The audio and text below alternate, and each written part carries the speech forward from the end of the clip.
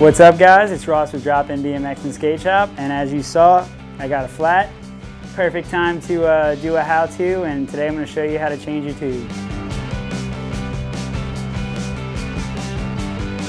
Alright guys, so I got a couple of the tools that I need to get this done.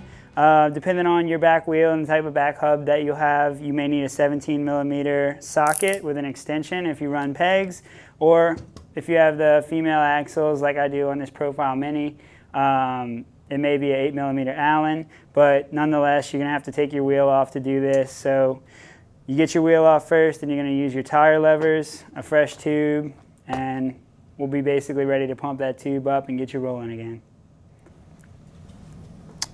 Alright, so now we're going to go ahead and get into the process of actually changing the tube. So like I said, step one is going to be taking this wheel off. I'm going to go ahead and loosen up the bolts. If it's the back wheel, which is the one that gets popped more commonly, you're going to have to get your chain off. Try not to chop your finger off while doing that.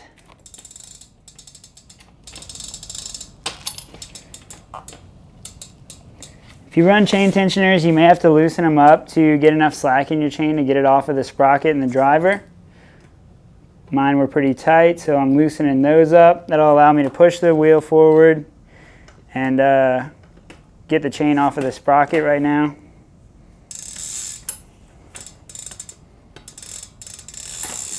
Like so. My wheel just fell right out. Okay. So now you're going to take off the valve cap. I like to start by pulling the wall of the tire over right near the valve cap.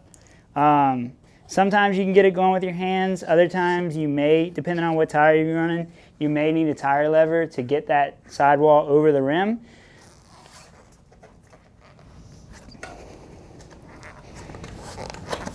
I was actually able to do it by hand, so some of them are easier than others. And basically, once you got your wheel off, you're going to pull that valve out. Here's my old tube right here.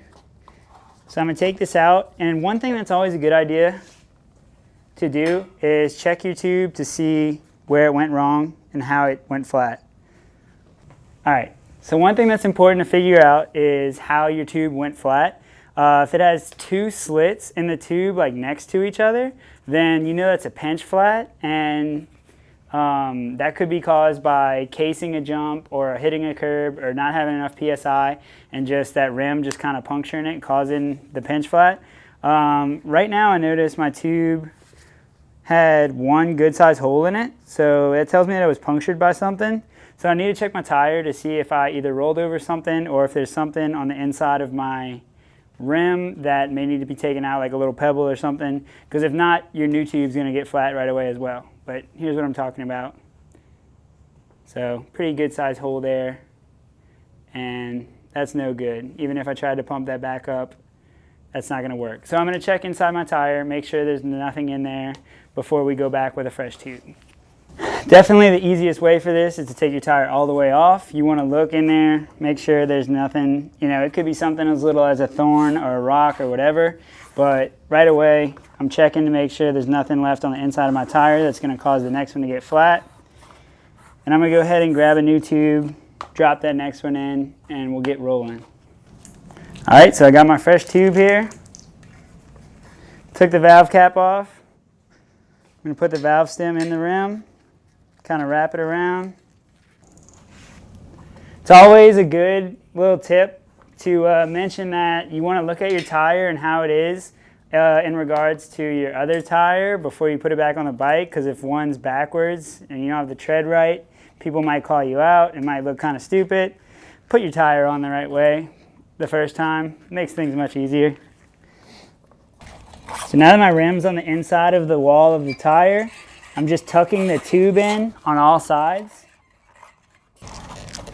And you want to make sure that your tube doesn't fold up. You want it to just smoothly go around the tire like, you know, a perfect circle ideally. And you'll notice it starts to get a little tight when you go to put that sidewall back on the inside of the rim. You also want to make sure that your sidewall of your tire isn't pinching your tube against the rim, because that could cause it to basically egg up when you go to put a bunch of tire pressure in. So normally you can get One side of the wall of the tire inside the rim, relatively easy. I did that with my hands. But then when you go to do the second one, you'll have probably an area about like this where it's going to be a little snug, might be a little hard. This is where your tire levers will come into play and definitely make your life easier. So get it as much as you can by hand as far as getting the sidewall inside the rim, and then when it starts to get tight, you want to use your tire lever like that, set one in there against the sidewall and try to hold it in place, and then you want to go kind of close to it, take a little bite and just pull it over. Might take a little muscle, but you can kind of work them in toward each other to get it on the other side.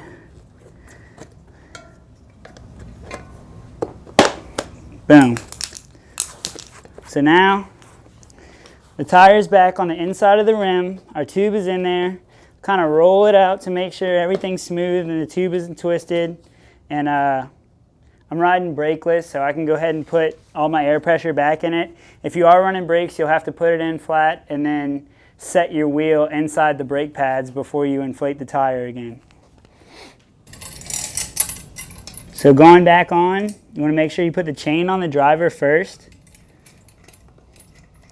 Open up the opposite side bolt. Slide it right back in place.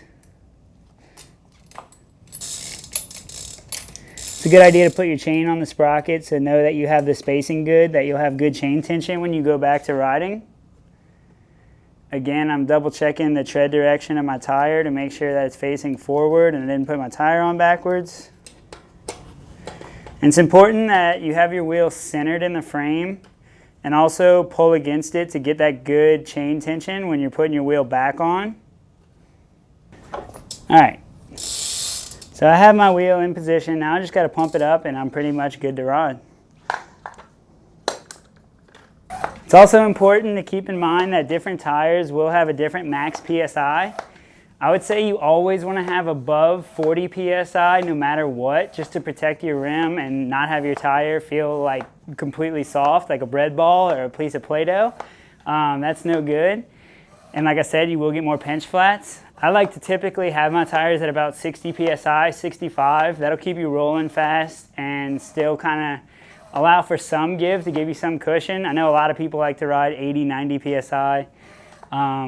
Which is cool. I mean, at the end of the day, your bike is kind of a little bit about personal preference, and I just like to ride around the 60 to 70, 65 PSI range. All right, so I got my tire to the proper PSI, put my valve cap back on. Now we're ready to go shred.